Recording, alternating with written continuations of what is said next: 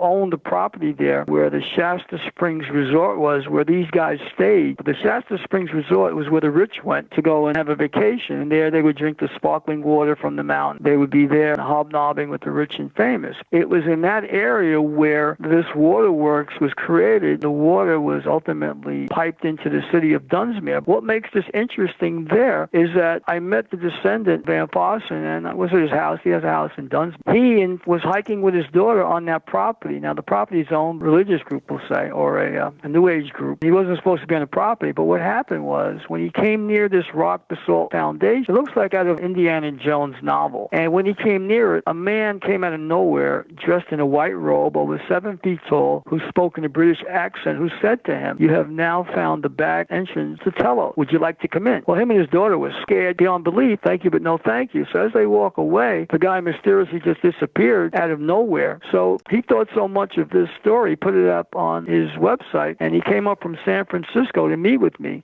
just to tell me this story in his living room. What year was that? This happened to him, I believe, in 2008. Recent. Right, yes. I found this rock formation that he's talking about, so I know exactly where it is. This was just interesting. So I'm up in the area at the time, and they do a write-up on me in Mount Shasta Herald newspaper. It was a weekend, I think 2009, 4th of July weekend. So I'm in this big write-up, a whole-page write-up, and I was very appreciative of the whole-page write-up, why I was in the area. So I was lecturing at the College of the Siskiyous there in Weed, and I was doing a TV show, local TV show called Legends of Mystery and More at the time. I finished up my filming in September, and I decided I was going to produce a show for someone up in Oregon. I get a phone call from my friend who had a show on that channel as well. He goes, "Dude, you're famous, the California Grape Nuts and Granola." "Famous? What are you talking about?" He goes, "The U.S. Forest Service and the FBI were just here. They want to question you." I said, "Question me? What do they want to question me about?" He said, "They claim that you dug a hole on Mount Shasta that was 60 feet deep and 15 feet wide during the 4th of July weekend." I said, "Well, no, I didn't dig it. I was in town at the time. I don't have digging equipment. I don't have a crane and all that stuff." So he goes, "Well, they're looking to talk to you about it." I says, "Well, give them my phone number. I'm more than happy to help them." So I get a phone call the other day, and a fellow is researching this for his movie, and he's got 11 minutes to film the movie. He says, "I want to ask you about that. Did you dig the hole? Did you see the Art Bell piece with Mel's hole?" And I told him about it. I said, "There was a hole that went 15,000 feet in his property, and the government confiscated property, and next thing you know, his life went